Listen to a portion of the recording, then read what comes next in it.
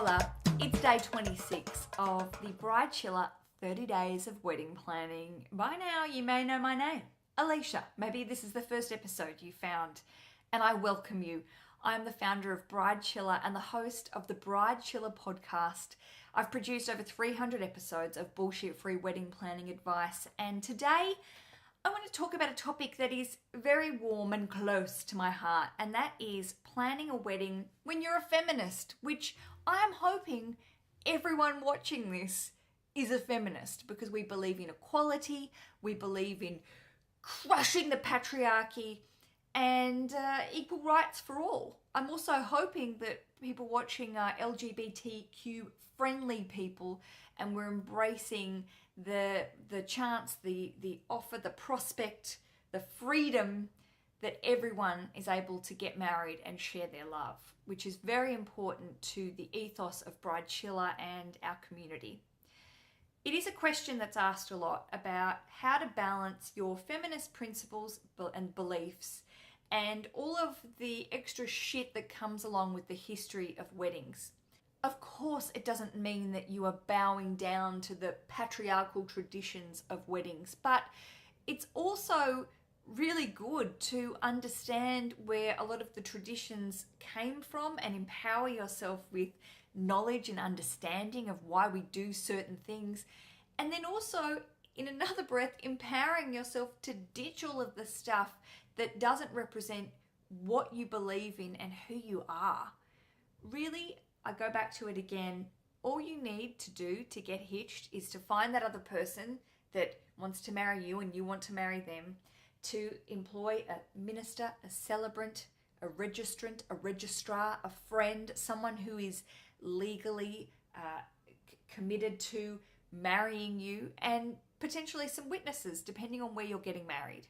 You don't need to have anything else involved in your wedding. You don't have to have someone walk you down the aisle. You don't have to wear a white dress or a suit. You don't have to have 50 million people there watching. There really are no rules. And when you think about that and you embrace the simplicity of what it really comes down to get married, it is so freeing. It's so freeing to ditch these traditions and expectations of society and do whatever the fuck you want to do. I know a lot of Bridechillas struggle with the conversation about name change, which is too big for this 5-minute video, but I absolutely encourage you to head to the Bridechilla community and join our Facebook group, and in the search terms look for name change, because there's been some amazing conversations and threads within our community talking about the pros and cons of name change and deciding what suits you as a woman. Also looking at attire, what you're going to wear on the day, and what the tradition of a white dress meant. But also by understanding traditions and realizing that, you know, you're not in a situation anymore. It's highly unlikely you are in a situation where you are being led down the aisle by your father to be given to another family as some sort of dowry, and the white dress represents your virginity, and at the end of the night your guests will tear pieces off your dress as a way to talk about the loss of virginity at the end of the night. I mean, this shit is real. Like, look it up. I've got a bunch of blogs on the Bridechilla blog about the history of some of these traditions, and they're not great. I'm going to be honest with you. Some of the foundations of where our wedding traditions came from that we, over generations, have just kept replicating and bringing back are pretty fucking fucked up. However, it doesn't mean you can't wear a white, cream, beige, off-white, whatever dress. It just means that by empowering yourself with understanding where some of these traditions came from, you can also make decisions and say, well, fuck it, I'm not wearing a white dress because I'm a virgin, and if I am, good, fine, whatever. But I'm wearing it because it looks great and I feel great in it. It's not because it represents something in our lives or society.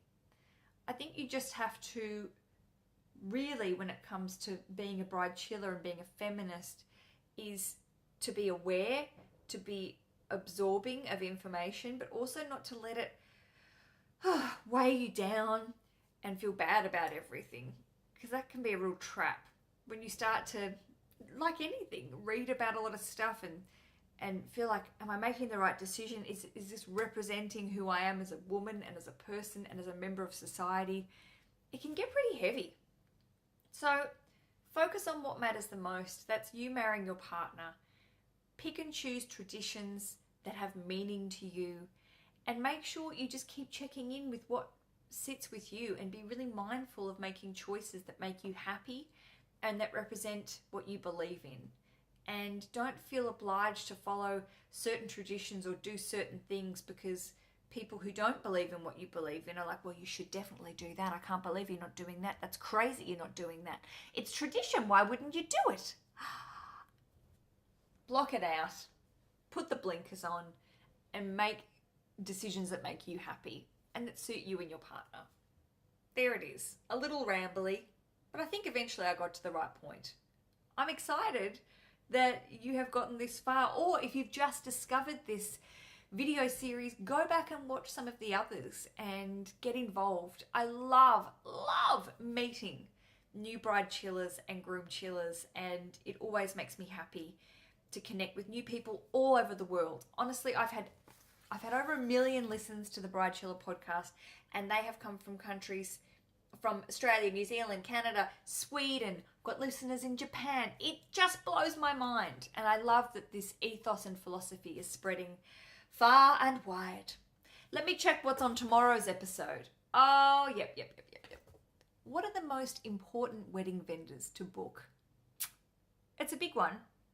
And spoiler alert, it really depends on a couple of factors.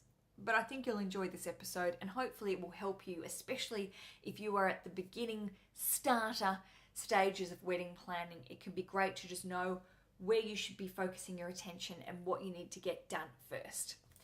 If you are new to this whole world of Bridechilla, I say download the podcast, subscribe, it's absolutely free. And do check out my books, the Bridechilla Feel Guide and the Bridechilla Survival Guide, which are 2 books that will guarantee to get you on the path to Bridechilladom. That's a new one, Bridechilladom, and help you maintain your sanity. Thank you so much for supporting the Bridechilla world. Great to meet you, and I will see you again tomorrow. Happy days.